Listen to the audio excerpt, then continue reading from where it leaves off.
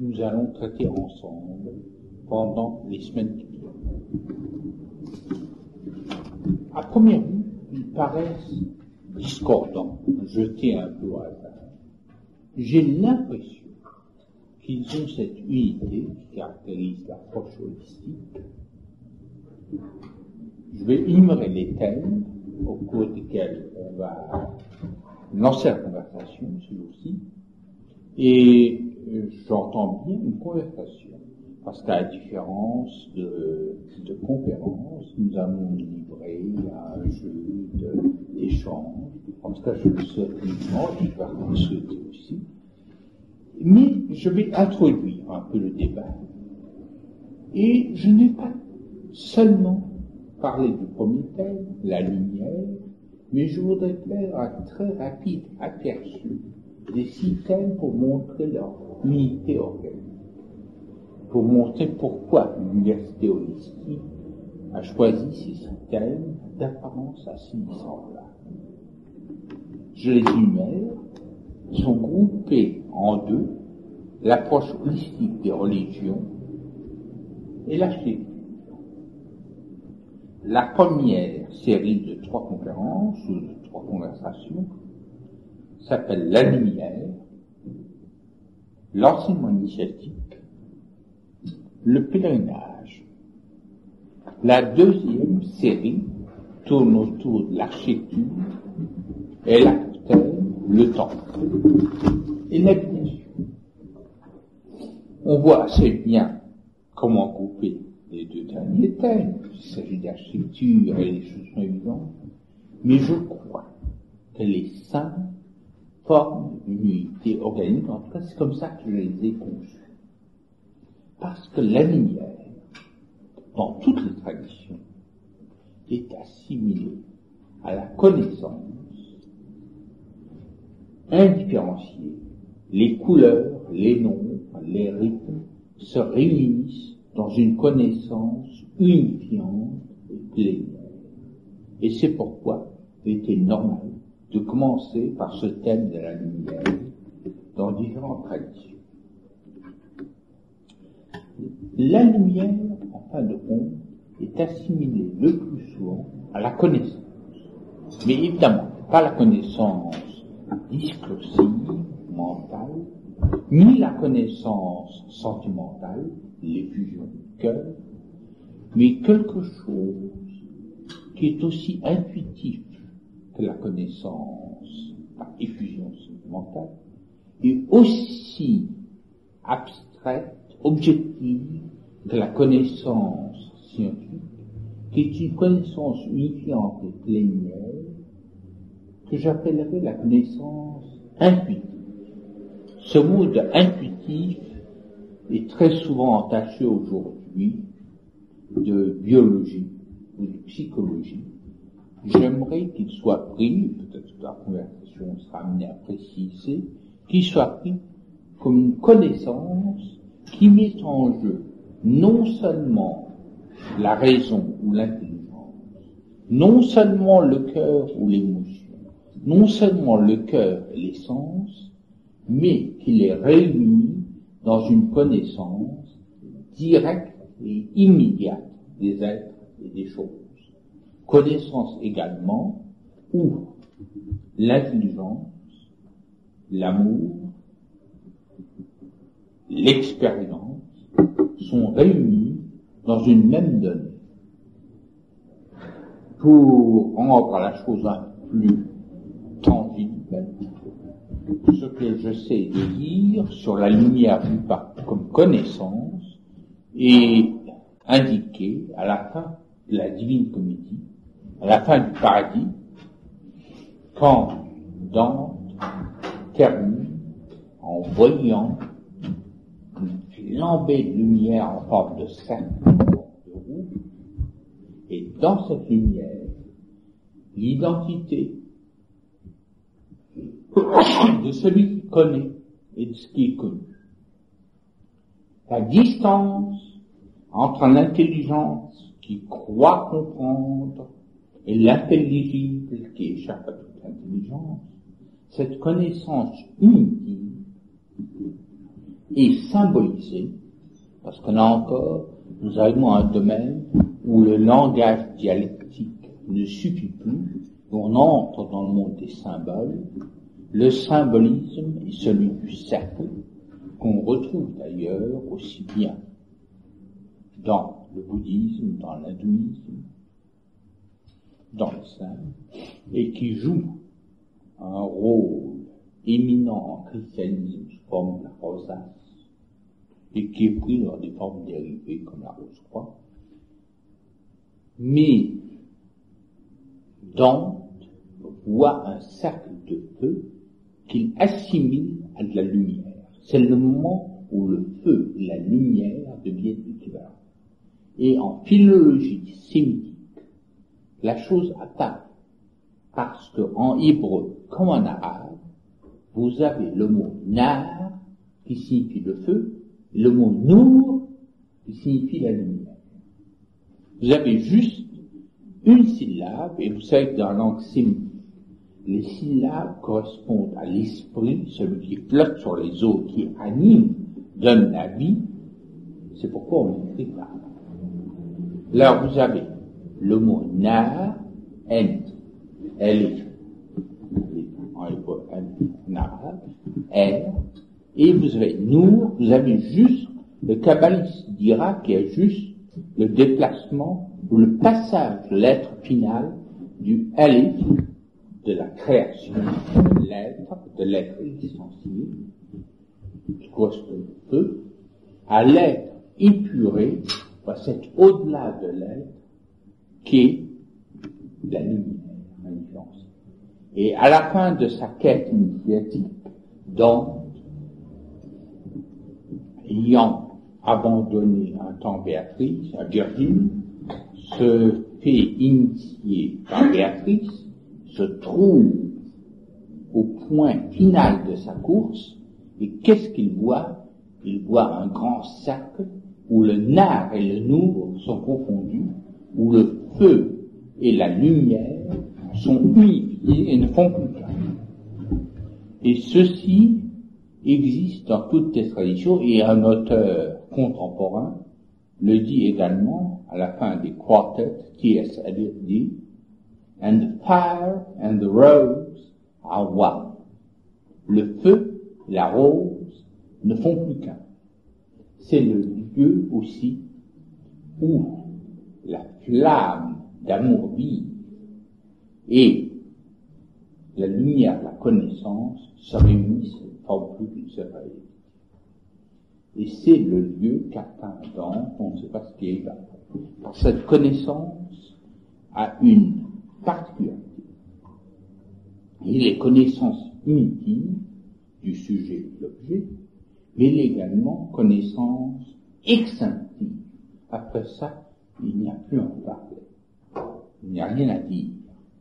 C'est le moment où on passe à travers le miroir et on disparaît. Et vous savez, cet apologue du peintre taoïste qui avait peint sur un mur tout le monde créé, la nature. Il y avait des arbres, des animaux, des cascades, des sources. Et l'empereur est toujours là, l'empereur vient avec sa cour, ils admirent. Le monde créé est là recréé. Et c'est une peinture qui, à première vue, semble le comble du naturalisme. Et le peintre s'en approche. Il se met à peindre. Et petit à petit, il se confond avec son œuvre, il passe au travers. Elle va et disparaît. Il n'y a plus de peintre. Alors, c'est le degré de la connaissance qui est unitive et extinctive à la fois. Elle joint les contradictoires, elle joint l'être et le non-être, la connaissance et l'amour, mais en même temps, elle gomme les traits individuels, elle fait disparaître la nature, il n'y a plus d'histoire, il n'y a plus d'anecdote. Et je pourrais donc m'arrêter en ce point, parce qu'il n'y a plus de comparatif, bien sûr. Mais hélas, nous sommes dans ce monde Et on va continuer. Je ne dis pas hélas. Il est très bon de survie pour la technique. Mais nous sommes morts au monde, on est de chair et d'os, et on n'a pas palpé entièrement le mur. Alors continuons à le palper un petit peu ensemble. Dans la divine comédie, donc, ce cercle, qu'est-ce que c'est? C'est la roue de la loi, c'est le Dharma Chakra de bouddhiste. C'est la roue qui, à l'extérieur, symbolise la nature, le monde créé. C'est le tableau du monde taoïste. Et plus on approche du centre de la roue et du moyeu, plus on est proche du nour, de la lumière, de la connaissance. Et tout au centre, dans une roue bien faite, c'est l'humain. Il y a un trou. Et il y a les rayons autour, et toutes les traditions sont comparées dans le soufisme, comme dans l'hindouisme, comme dans le bouddhisme, aussi bien le petit que le grand véhicule, comparent les êtres humains, les différentes cultures, on ne les appelle pas des cultures, sont des dharmas, sont des voies, des traditions, sont des tourouks en arabe, des voies. On les compare à des voies qui sont autant de rayons de la roue et qui mènent à une vérité unique et indicible, évanescente et vide, qui se trouve au centre de l'âme. Et ceci existe dans toutes les traditions, sans exception, et en islam, il est considéré que ce vide central, c'est la lumière, la connaissance totale, ultime et extinctive. Et il y a une sourate du Coran qui le dit. C'est une sourate que je tiens à vous citer. Bismillahirrahmanirrahim. Allah nur samawat wal ard. Dieu est la lumière des cieux et de la terre. D'ailleurs, j'hésite de plus en plus à traduire Allah. C'est Dieu, mais on se place en dehors des religions, c'est l'être. On se place même en dehors de l'être. Alors, Dieu est la lumière des cieux et de la terre, c'est la traduction qu'on trouve le plus souvent. Sa lumière est semblable à un tabernacle. En arabe, on parle de mishwat, qu'on retrouve aussi dans l'autre de ces musiques, qu'on traduit en général par la niche, ce qui est un peu terre à terre. On pense à Médor, alors, sa lumière est semblable à un tabernacle. Je préfère la traduction de tabernacle, parce qu'elle est à la fois, non pas pour qu'elle soit plus poétique, parce que quand on arrive à un texte qu'il faut comprendre mystiquement, une niche à chien suffit aussi qu'un tabernacle. Mais c'est pas de ça qu'il s'agit. Non, c'est que le mot de tabernacle fait tout de suite penser à d'autres traditions. Ça fait penser au judaïsme, ça fait penser au tables de la loi, ça fait penser au christianisme. Et je me rappelle que l'un de mes souvenirs le plus fort était en Éthiopie, à Harar, où il y avait une ligne de moins de danseurs devant un tabernacle. Il répétait la danse de David devant l'arche, et il répétait aussi l'extase d'Ézéchiel devant la roue dont j'ai parlé tout à l'heure, il est arrivé, c'était l'objet d'une vision de la part d'Ézéchiel, et qu'est-ce qu'a fait Ézéchiel à ce moment? Il était debout sur la pointe des pieds, il ne pouvait plus parler, il balbutiait, et il regardait la roue suspendue comme ça et tout tremblant. C'est à cela que doit mener finalement la connaissance. Et c'est le moment où, comme le dit Jalaluddin Rumi, on va au marché, on vend son habileté et on achète l'émerveillement. Alors, Ézéchiel arrive à cet émerveillement qui fait qu'il ne peut plus articuler une parole, il ne peut plus faire de phrases. Il répète comme un enfant, devant la roue la vision de cette roue qui est la connaissance plénière ultime. Et il se trouve dans une situation de tétanisation, il est minusé par ce livre. Personne ne nous dit ce que s'entend, il ne nous dit pas non plus.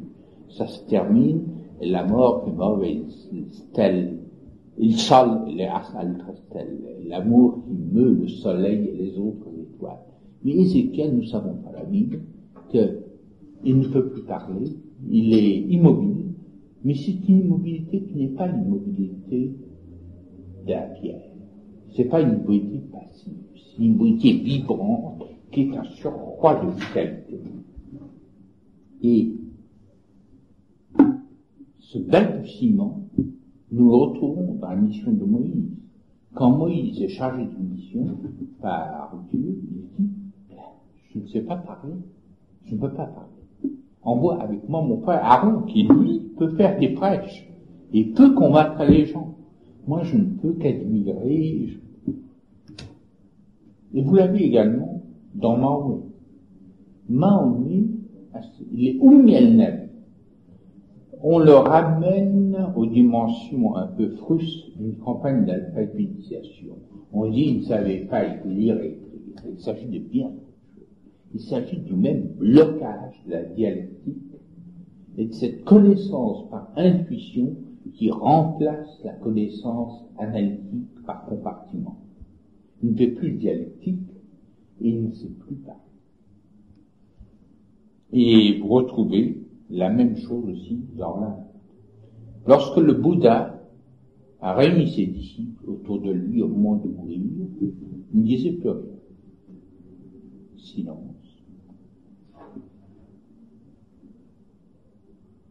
Il les mourir, et tout le monde est là. À un moment donné, un de ses disciples, Ananda, a souri et lui a tendu une fleur.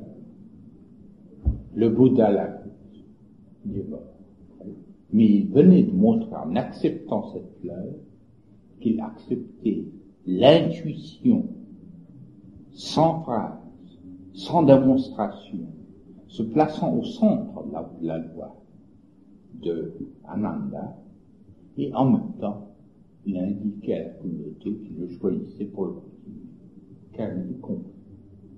Mais c'est là que l'acte de compréhension et l'acte d'amour se réunissent. Je continue. Et le tabernacle, il y a quantité de livres soufis musulmans qui s'appellent Mishkat al-Anwar, le tabernacle des lumières, et cette phrase du Coran, donc, sourate 24, ayat 35, est très souvent commentée par les mystiques, et je traduis par tabernacle pour le rapprocher d'autres traditions. Alors, Dieu est la lumière des cieux et de la terre, sa lumière est semblable à un tabernacle où se trouve une lampe. La lampe est dans un verre. J'ai le nom parce que je vois que plusieurs d'entre vous en prennent note. Le verre est comme un astre brillant. La lampe est allumée. Un arbre béni, un olivier qui n'est ni d'Orient ni d'Occident, dont l'huile est claire ou peu s'en faut, même si nul feu ne le touchait. Lumière sur lumière, c'est la phrase ici. Nour à la nour, lumière sur lumière. Dieu guide faire sa lumière ceux qui le veulent. Dieu propose des paraboles aux hommes, donc pour toutes, je t'introduis au courant de avoir par Dieu. Dieu est de toutes choses savant, âme. Et vous voyez que cette sourate commence par la lumière et se referme sur la connaissance. Savant, il sait. Alors, on commence par la lumière, et dès la lumière, c'est la première phrase, et il est de toutes choses savantes, c'est la dernière. La lumière est donc assimilée à la connaissance intuitive, plénière et unifiante. Ensuite, il y a la lumière des cieux et de la terre. Donc, c'est un peu l'esprit qui est sur les autoroutes, qui flotte sur la mer, les cieux, la terre, Samoa, voilà. Et en hébreu, vous avez aussi le mot Wal'ad, en arabe. Et sa lumière semble un tabernacle.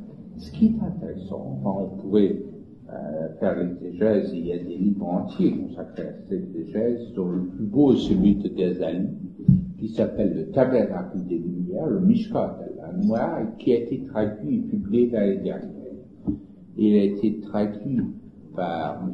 Ladrière, et il a été publié aux éditions du Seuil en 83. Et Ghazali, le Tabernacle des Lumières. Ce qui est important, enfin, il y a beaucoup de choses qu'on pourrait tirer de ce souverain, on s'en est pas quelque mais c'est que le verre est assimilé à un astre. Donc le macrocosme et le microcosme sont placés l'un à côté de l'autre. Vous avez un verre, objet de l'industrie de l'homme, de la main et du souffle, et il est comparé à l'étoile, et ça vous rappelle la phrase du Coran à propos de Dieu. Il est aussi loin de vous que la dernière étoile, il est aussi près de vous que votre artère jugulaire. Donc, la lampe, la lumière dans la lampe est à la fois un verre translucide, et tout le thème du miroir, qui serait l'autre thème très important du soufisme, sur lequel je n'aurai peut-être pas le temps de m'arrêter au cours de ces entretiens, le verre est donc assimilé à l'astre, à l'astre. Et ensuite, il est dit que c'est un unité qui n'est ni d'Orient, ni d'Occident. Parce qu'à ce moment, les dénominations religieuses s'effacent. Il n'y a plus d'Orient, il n'y a plus d'Occident. Il n'y a plus de christianisme, il n'y a plus d'islam, il n'y a plus de judaïsme, il n'y a plus de bouddhisme. C'est lumière sur lumière. Nour à la nour. C'est donc non pas un remplacement des voies ardues. Ce n'est pas que le moyeu tout seul puisse servir toujours. Il faut qu'il y ait une roue. Il faut que la réalité, la vérité s'incarne. Il faut que, comme le dit la tradition musulmane, il y ait autant de vérité que de bénis Adam, que des fils d'Adam. Et les fils d'Adam sont comparés au haut de la loi. Mais en vérité, au bout du parcours, lorsqu'on se trouve à l'endroit où la connaissance et l'amour correspondent, où la fleur tendre, la fleur que l'on respire, évanescente, la rose et le feu qui dévore sont unifiés, sont un, à ce moment, cette lumière sur lumière. Et the rose and the fire are one. Et ce qui est important, c'est que cette vérité ne se grignote pas. Elle n'est pas un point d'aboutissement. Dieu guide vers cette lumière ceux qui le veulent. Et c'est là le grand mystère, le mystère du mystère, le sir al-asrar, comme on dit en arabe, sir al-asrar, que aucune habileté, aucune réflexion ne peut y arriver si il n'y a pas quelque chose qui se produit, qu'on n'aime pas, mais s'il y a quelque chose entièrement gratuit et qui peut se donner à des êtres très frustes, d'apparence très humble, qui se refusent à des docteurs de la loi très humbles. C'est le thème de Faust, mais c'est un thème qu'on trouve très souvent dans toutes les traditions. Je me rappelle un bibliothécaire de Berne à qui j'avais montré Bénarès. Là, j'anticipe un peu sur l'exposé relatif au pèlerinage. Je lui avais montré Bénarès, et il me dit, combien d'idiots, combien d'arriérés, combien d'éclopés, de bornes, de cul-de-jatte, de gens qui se traînent dans la poussière. Et pourtant, j'ai vu sur eux plus de visages transfigurés par la joie et rayonnants de joie que toute l'année à Berne, dans les bibliothèques. Évidemment, quand je lui ai raconté, on m'a dit que le cas de Berne était choisi un peu tendancieux. Quoique j'aime beaucoup Berne, il faut pas... Mais, ce que je veux dire, c'est que cette connaissance mythique symbolisée par la lumière, Nour al-Nour, elle est non seulement mythique et infinie, mais elle est gratuite.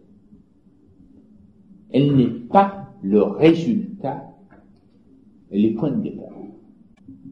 C'est le début de tout. Mais ce n'est pas quelque chose qu'on grignote, sur quoi on ajoute, et vous savez combien j'aime cette phrase taoïste, qu'on ne peut pas communiquer une réalité, une vérité, comme un paquet ficelé, transmise d'un homme à l'autre. Ça, c'est l'effort de tous les universitaires, et ce que votre bibliographie est bien faite. Mais tout ce qu'on peut faire, ça touche l'un de mes thèmes, celui du maître spirituel. Je risque là de décevoir beaucoup de gens, mais alors, c'est pour la prochaine fois, je crois. Oui, c'est bon. Et on ne peut pas transmettre de réalité, on ne peut pas transmettre de réalité, on ne peut rien démontrer en réalité. Tout ce qu'on peut, c'est réveiller le tigre qui dort en chacun de nous.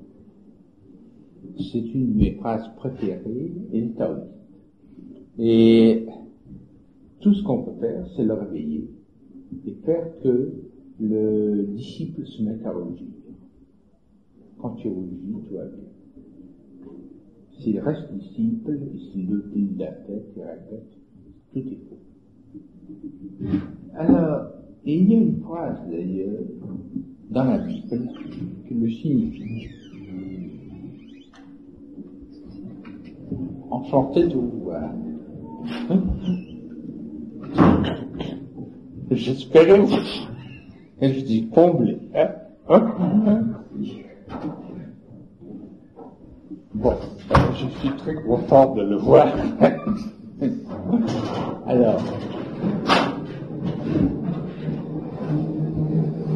à un moment donné, donc, les compagnons d'Emmaüs, dans l'auberge, rencontrent un homme. Ils ne savent pas que c'est le Christ. Ils ne le reconnaissent pas. Ils restent devant lui, ils mangent, ils boivent, ils partagent le pain. Et le Christ, ça rejoint le thème du maître, le Christ ne se fait pas connaître. Et les deux disciples d'Emmaüs ont le pain là-dessus, le tableau bien sûr, le tableau admirable de Rembrandt, comme ça. Et comment est-ce qu'ils le reconnaissent? Ils ont vu le maître des maîtres. L'un des disciples, sur la route, après, quand ils sont sortis de l'auberge, l'un des disciples le dit à l'autre, c'est curieux. Est-ce que tu ne sens pas que ton cœur bat plus fort et plus chaud en toi?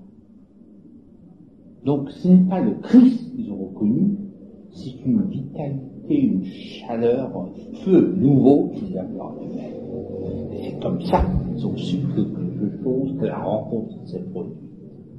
Donc la vérité se trouve d'abord ressentie et éprouvée, elle n'est pas enseignée, elle n'est pas communiquée. C'est Pilate qui croit qu'il y a une vérité à communiquer et qui commence un jeu dialectique avec le Christ. Il lui demande qu'est-ce que c'est que la vérité. Et le Christ lui répond à côté de la question point grec, hellénisé et romanisé. Donc il avait tous les défauts. Mais alors, le Christ répond à côté. Il dit qu'est-ce que la vérité? Il s'attend à un débat pour toi, comme pouvait le faire un philosophe stoïcien, ou un homme de Dieu, un gnostique, qui lui explique des choses. Il n'écrit rien du tout. Il lui répond par un témoignage. Il dit, je suis la vérité. C'est-à-dire qu'il répond d'une manière absolument scandaleuse pour Ponce Pilate. Il ne répond pas, il est à côté de la question.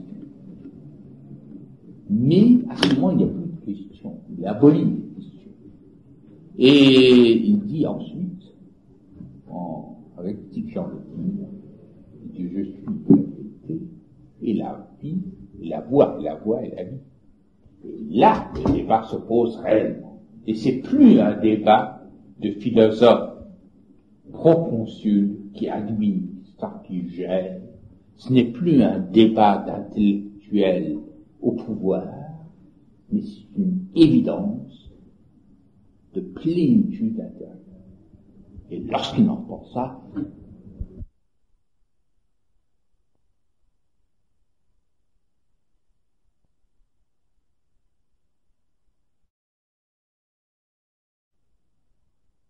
union des deux mondes.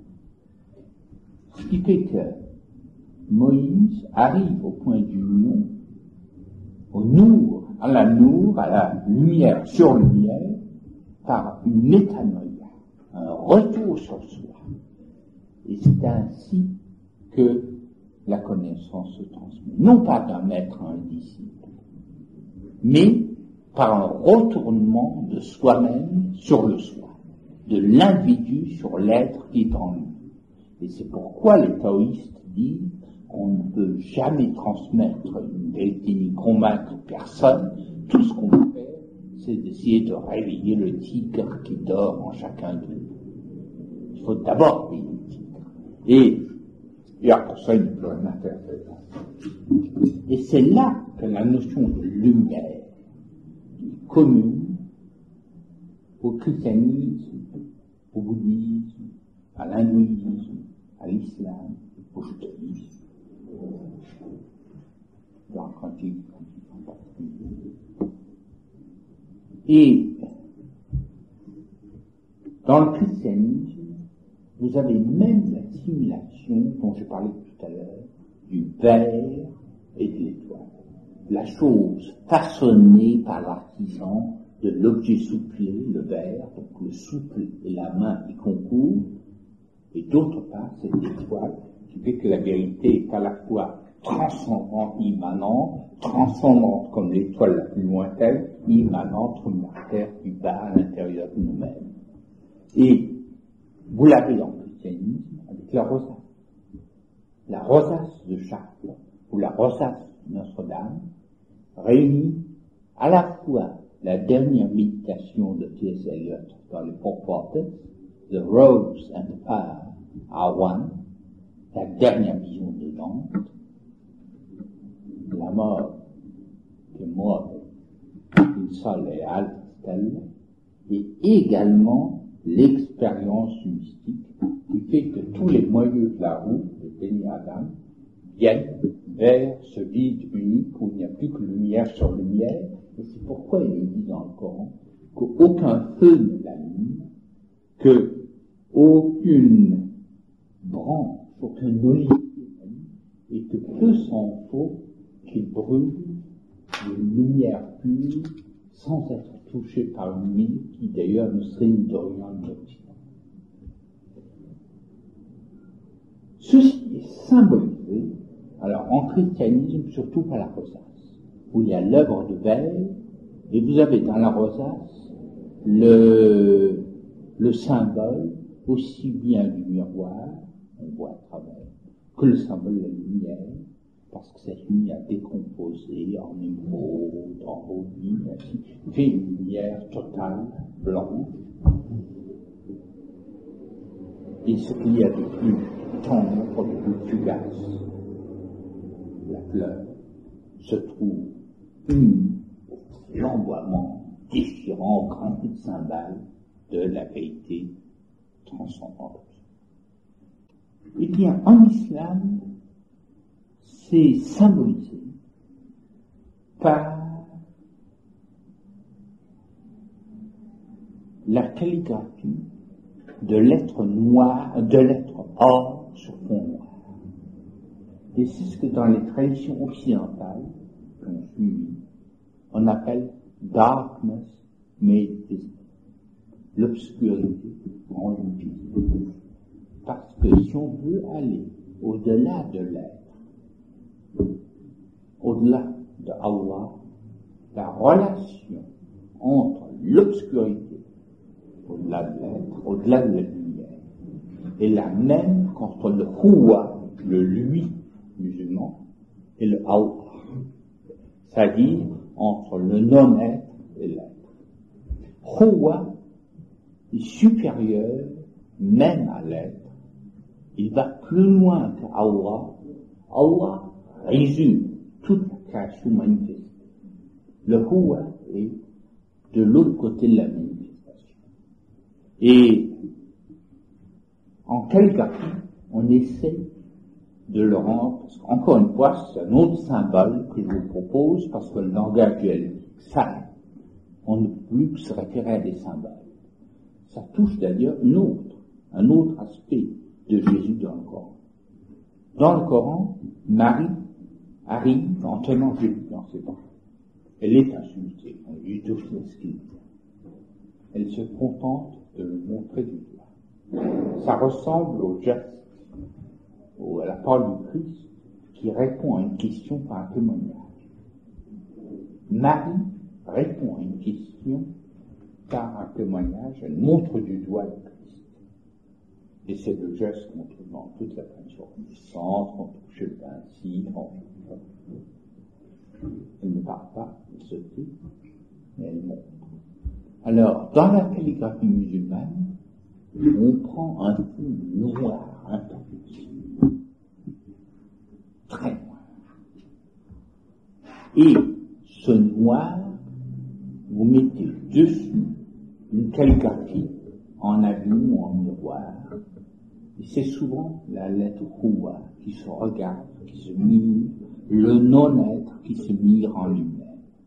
Et vous l'avez en tracé d'or sur fond. C'est un moyen d'exprimer quelque chose qui va au-delà de lumière sur lumière. C'est l'obscurité et la lumière mêlée, le noir de G devenant aussi transparent à la connaissance plénière qui réunit l'intelligence et l'amour, que le grand éclat du jour. Et dans un livre que je suis en train de préparer, il y a un chapitre que j'appelle « 1 heure avant l'aube ». C'est la traversée de la nuit, et c'est le moment où le soleil n'est pas encore visible, n'est pas encore tangible, mais il se fait sentir à travers le noir. Et c'est ce qu'a essayé de rendre, par exemple, le peintre moderne Rothko. Et Rothko fait des tableaux à la fin de sa vie, avant de mourir. Il faisait des tableaux tout noirs, mais gorgés de pourpre, gorgés de vert. Dans la chapelle de Houston, vous voyez que ce noir qui paraît ennuyeux à première vue, en réalité, est un noir rempli de lumière. Et je me rappelle avoir été dans la chapelle à Houston un jour où il y avait un chanteur hindou qui psalmodiait là-bas, et j'étais seul avec la personne qui a fait ça, qui vient d'ouvrir une exposition ici des œuvres, et on a entendu cette psalmodie hindouiste devant les tableaux noirs de Rothko, et j'avais l'impression que la psalmodie se déroulait en lettres de feu, d'or, de lumière sur ses yeux. Et il y a un mot que Claudel emploie à propos de la blancheur. Il dit, elle a posé sur la table le lait noir. C'est-à-dire que Claudel ne décrit pas le lait par une évidence qui est sa blancheur. Mais en parlant du lait noir, ce qu'il a dit, c'est son épaisseur, sa profondeur. Et là, on va au-delà de la lumière sur lumière. On arrive à un point où on ne sait plus si c'est le noir ou si c'est la lumière qui l'emporte. J'ai quelques feuilles comme ça à la maison. J'en ai une qui m'est très chère, qui m'a été donnée quand j'étais tout jeune, au cours de mon premier pèlerinage par Ibn Saoud, le vieux, qui représente justement le La ilaha illallah, la shahada, en lettres d'or sur fond noir. Et vous savez que Kaaba est couverte d'un drap noir avec des inscriptions en or autour. Elle n'est achevée d'ailleurs que par le mouvement du pèlerin autour. Le mouvement du pèlerin n'achète même pas l'arche. Il est l'arche. C'est l'impression que j'avais à Borobudur également, mais là, j'anticipe sur ce que je dirai du pèlerinage dans quelques jours. Je parlerai de Borobudur d'abord et de la métention. Alors, cette lumière, elle est représentée par un darkness made visible. On la trouve sur Claudel. On la trouve dans la caïque musulmane. Elle a son pendant dans la rosace et donc aussi dans la roue de la loi, Dharma Chakra, qui est représentée dans les mandalas sous une forme multicolore, mais en réalité, c'est comme la rosace des cathédrales, toutes ces couleurs se fondent dans la lumière indifférenciée, qui, comme le dit le Coran, n'est ni d'Orient ni d'Occident. Et un jour, je me trouvais en Turquie, et l'une des plus hautes autorités de Turquie, autorité profane, me dit, en l'honneur de Haydar Bey, c'est mon père, en l'honneur de père, je vous accorde n'importe quoi pour mener un peu comme dans les milléniums. Alors je réponds, j'aimerais qu'on rouvre pour un jour le tekke originaire, le cloître des derviches tourneurs. Une fois, un jour. Mais lui, c'est impossible. Vous savez très bien que ce n'est plus qu'une fête folklorique qu'on fait en décembre à Cognac, mais ça troublerait l'ordre public que de faire tourner les derviches à leur lieu dans le courant de la où le poète Nedim est entré. Et vous m'avez dit de dire un, deux, n'importe lequel, j'ai dit ça. Alors, ce n'est qu'une parole, allons-y, mais que la télévision turque ne le sache pas, que personne ne le sache, c'est transformé en musée. Alors, vous pouvez déplacer tout et vous remettez tout le soir. Et vous filmez. Je le filme. Et qu'est-ce qui s'est passé d'abord? Eh bien, les plombs ont sauté et l'obscurité s'arrêtait. Alors, ça a été le premier. Alors, je me suis dit, c'est que ça va aller très vite. La lumière, en effet, est revenue après, on a travaillé. Et des derviches sont venus de tous les coins de la Turquie. Et qu'est-ce qui a été fait ce jour-là? Et c'est pas moi qui l'ai demandé. On a sorti toutes les calligraphies noires avec des lettres d'or dessus. On les a suspendues et la salle avait forme d'octogone, parce que la vraie salle de derviche a une forme d'octogone, elle n'a pas forme de terrain de basket comme on le voit à Cognac en décembre, mais elle est octogonale et le nombre des piliers, la distance des piliers répondent à un rythme symbolique aussi, de telle sorte que l'élément visuel de la calligraphie et le rythme architectural correspondent aussi à la musique et à la danse.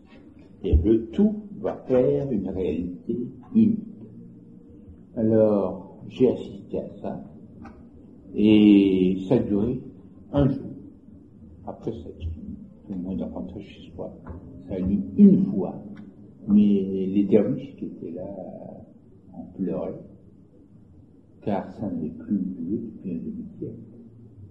Alors j'ai pu le film existe encore, et je vous montrerai peut-être un jour, mais à ce moment-là, ce que eux ont réclamé, et ce que j'ai voulu leur donner pour qu'ils tournent, ça a été le Nour, al-Nour, lumière d'or sur lumière noire. Les deux choses étant. Je crois que j'ai assez parlé de ce premier thème. Je vais maintenant ouvrir une discussion par question-réponse. Je voudrais en terminant dire en quoi ce thème de la lumière rejoint les autres. C'est que par le thème de la lumière, qui n'est pas uniquement un thème visuel, la connaissance devient rythme et symbole. Et c'est en cela qu'elle est l'enseignement initiatique par excellence. Si la lumière a pour signification la plus fréquente, pas la seule, mais la plus fréquente dans les traditions, d'être connaissance, mais pas, encore une fois, connaissance intellectuelle, connaissance sentimentale, mais connaissance intuitive, tous réunis dans un holisme total, à ce moment, l'enseignement initiatique n'a pas d'autre but que cette lumière.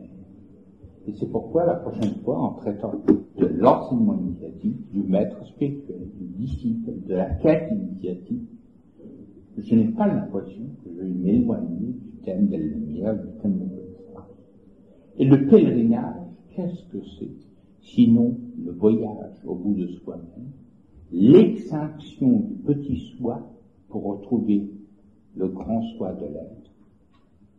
Et le thème du pèlerinage, je vais vous évoquer le pèlerinage qui m'a été donné de faire à Bénarès, à Bodh Gaya, à Lhasa, à la Mecque, à Jérusalem, à Bethléem, à Bénarès. Il s'agit à chaque fois de la même chose. Aussi, la marche chevaleresque vers Saint-Jean-de-Compostelle, ou la marche vers la Terre Sainte, a le même principe. Et là, vous avez le mot très beau de...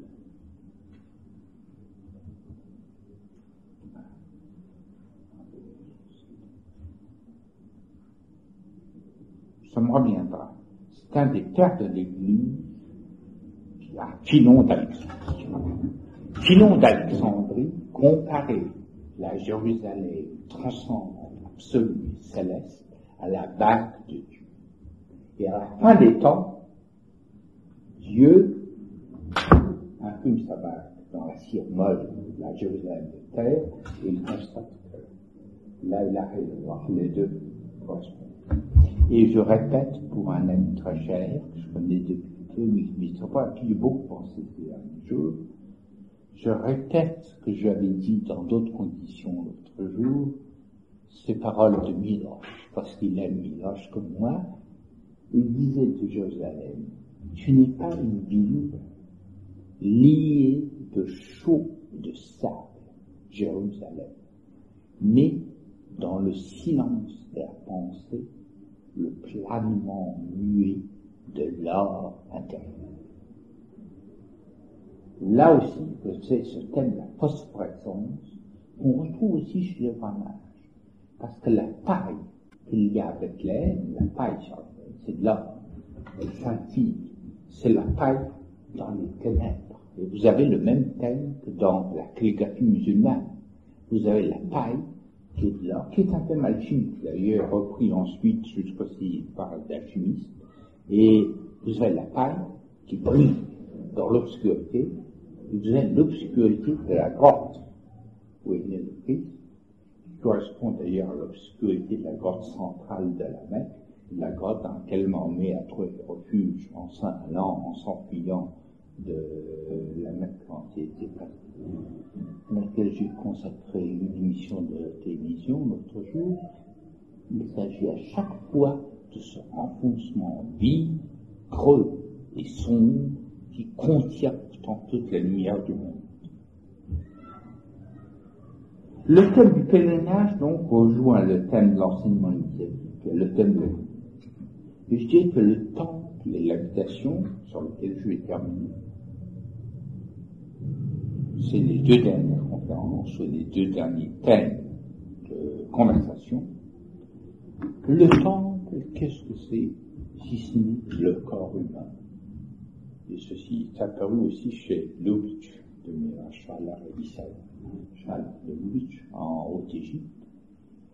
Et le temple, c'est l'homme, c'est le corps humain, mais c'est également un rythme qui n'est plus intellectuel, qui n'est plus sentimental, qui est à la fois de l'ordre de la pensée parce qu'il est mathématique, et de l'ordre de l'émotion parce qu'il est artistique et esthétique. Et c'est pourquoi l'architecture touche à la fois au ciel et à la terre. Et j'ai failli être architecte, mais enfin je suis tombé malade l'année précédente.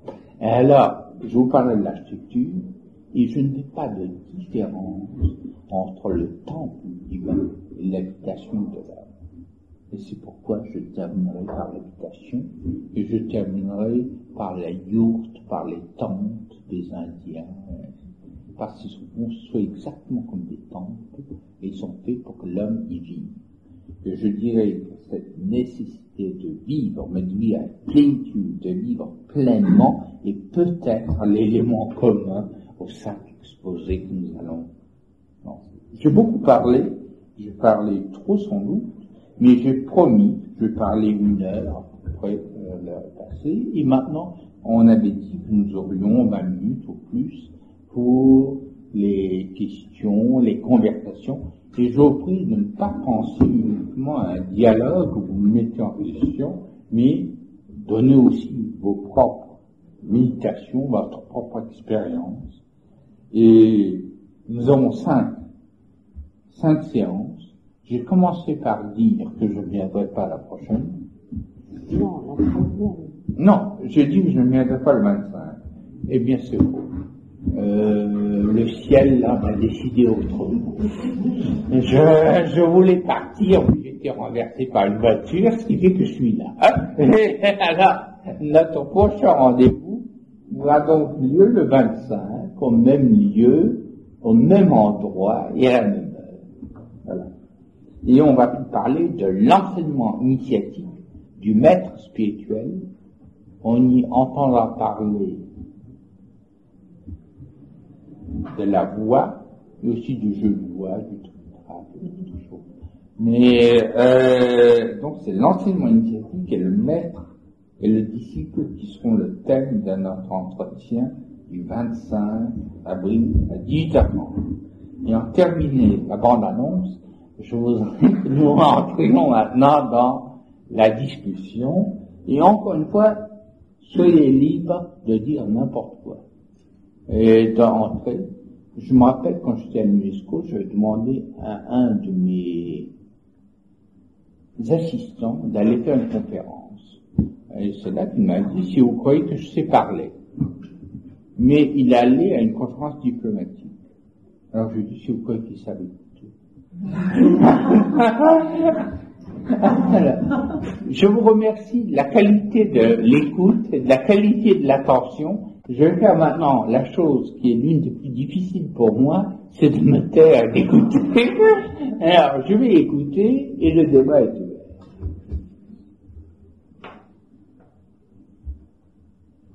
Si le but de la connaissance, c'est l'expérience de la lumière, comment pouvez-vous expliquer que dans le judaïsme, par exemple, un temps énorme soit consacré à l'étude des textes. Et je vois que dans l'islam, c'est la même chose. Bon. C'est une question extrêmement centrale et que je toucherai peut-être vers la fin parce qu'elle est tellement synthétique. Et alors je laisserai encore 2-3 questions et celle-là je la garderai. Vous avez expliqué les rapports qu'il y aura entre les 5 conférences et dans celle d'aujourd'hui vous avez dit que la connaissance n'est pas transmissible de maître à disciple. Alors la prochaine fois vous allez parler du chemin initiatique et de la façon dont le maître peut transmettre quand même quelque chose au disciple, parce qu'il n'y a pas une contradiction par rapport. Non. Je vais dire aussi, merci. Je serais également tenté de prendre tout qu'au point d'ordre, mais il faut bien que finalement à moi. D'autres questions ou d'autres témoignages? Sinon, oui, l'identité de celui qui connaît ce qui est connu. Bon. Ça m'a fait penser à une petite histoire qui m'a raconté de la Bastille. Oui, je connais bien. Je ne sais plus qui disait quoi, mais un jour, quelqu'un demandait, et si le Christ revenait sur terre, que dirait-il? Oui. Et Arnabastine, qui gesticule, a pris quelqu'un, et a dit, je crois que c'est René Daumal qui a dit ça, et ben, il vous prendrait les yeux, et il les retournerait à l'intérieur. Ça rejoint Et comment va le voici? Je l'ai vu il y a 6 mois à peu près, il allait très bien, on m'a dit qu'il avait été malade depuis, mais quelqu'un qui l'a vu récemment a dit que ça allait très bien, et qu'il était aussi mobile. Il est plus grand que moi, mais il est plus maigre. Mais je l'ai vu il y a quelques jours, quelques mois, mais j'ai su qu'entre-temps il était ce malade à guérir, alors je pensais avoir un renseignement à ce sujet de vous. Mais je vais répondre sur le retour du Christ et le retournement des yeux. Bon. Alors, 1, 2, 3, 4. Il y a plus que pour faire une conférence. Je vais essayer de me limiter. Il faut aussi comment se fait-il que le Christ a fait 2 enseignements. Il a fait un enseignement à ses disciples et il a fait un enseignement aussi à la foule. Bon. Alors, on va peut-être commencer par toute dernière, mais je reviendrai plus longuement là-dessus. C'est la distinction entre exotérisme et ésotérisme qui est particulièrement forte en islam. Il y a une charia, il y a une loi qui existe aussi en judaïsme, ce partage. Il y a la loi et il y a la haqiqa, la vérité, qui est objet de méditation et de mystique. Donc, dans l'islam, les deux sont nettement séparés. En christianisme, beaucoup moins. En christianisme, beaucoup moins. Ça existe, il y a un sens. Mais en réalité, ces 2 types d'enseignements se rejoignent. Et je prétends, mais ça, je ne peux pas le démontrer, c'est une affaire d'expérience. Quand on lit le Coran, il y a tout autant de mysticisme, de au-delà, d'impossible dans les règles du partage de succession qu'il y a de gros bon sens concret terre à terre dans les phrases micoises sur le jour du jugement dernier. Et tant qu'on n'a pas réussi à équilibrer exotérisme et ésotérisme, et tant qu'on se dit qu'on est où la foule, c'est qu'on est encore loin du but. Il faut arriver à un moment où l'élite et la foule, l'exotérisme et l'ésotérisme se rejoignent dans cette unité dont nous parlons tellement, mais que nous ne vivons pas. Et pour les musulmans qui m'interrogent, mais il y a des voies différentes. Et j'admets que pour le christianisme, c'est le partage du Christ. Il faut réussir à lire le Coran. C'est pas facile. J'en ai connu qui est arrivé, mais il ne cherche pas.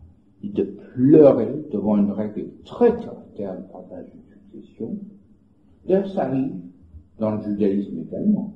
Le texte est souvent un texte de légiste, un texte très positif, si on veut, mais il faut sentir tout ce qu'il y a de miraculeux, d'inouï, d'indicible dans ce texte. De même qu'il faut prendre le miraculeux comme une réalité quotidienne, immédiate. Et c'est au moment où ce qui est pour l'élite et ce qui est pour la masse, ce qui est exotérique et ce qui est ésotérique se trouve fondu dans une unité, on peut estimer qu'on a un petit peu fait de chemin. Maintenant, pourquoi est-ce que c'est distingué? Parce que la vie doit être possible. Je suis de ceux qui croient que la méditation est l'une des formes les plus concentrées de l'action, mais la voie extérieure, la charia, l'enseignement par la main, sont faits pour assurer le va-et-vient dans les marchés, l'échange. Il faut qu'il y ait des lois, il faut un ritualisme, et ceci existe aussi fortement dans le judaïsme également. Et d'ailleurs, c'est un point où le judaïsme et l'islam sont plus proches entre eux que du christianisme. Dans le christianisme, la partie non légaliste, quand même très développé malgré l'Église d'Europe. Mais pour nous, ça apparaît comme un ésotérisme offert. On apprend toutes autres choses. Mais cette distinction dont vous parlez, cette coupure existe aussi. Mais elle est plus visible et plus nette dans le judaïsme, et surtout dans l'islam, où la charia et la haqqa, où la loi et le soufisme se trouvent écartelés. Et l'unité se refait dans l'âme de celui qui témoigne. Bon, alors ça c'est une tentative pour répondre à ces questions de l'existence et du débat. Oui. Juste une petite intervention. Vous avez parlé de méditation et de l'action. Je peux vous faire réagir sur une formule que j'ai entendue il y a 4 ans. J'ai eu la chance de rencontrer l'homme de Pasto, quelques mois avant sa mort. Oui. Et il m'a dit que quand il était allé aux Indes, qu'il avait rencontré Gandhi, il avait discuté avec Vinoba, le disciple de Gandhi. Et il lui avait demandé un jour quel rapport il y avait entre la méditation et l'action, puisqu'on dit toujours l'Occident est très actif, en Orient plus contemplatif. Et Vinoba lui aurait répondu l'homme c'est comme l'eau, l'eau c'est H2O, un atome d'oxygène entre 2 atomes d'hydrogène, l'homme c'est M2A, un atome d'action entre 2 atomes de méditation. C'est absolu. Non, je ne puis qu'écouter, enregistrer, je crois que ça résume très bien. Non, je ne puis que penser un instant à l'Inde del Basto, à Vinoba Bhave, et surtout au-delà d'eux, à la vérité qui transmettait, et à la lumière qui sont pas enfermés. Non, c'est très bien dit, ça. Alors maintenant, je vais essayer de faire face à la deuxième question, à celle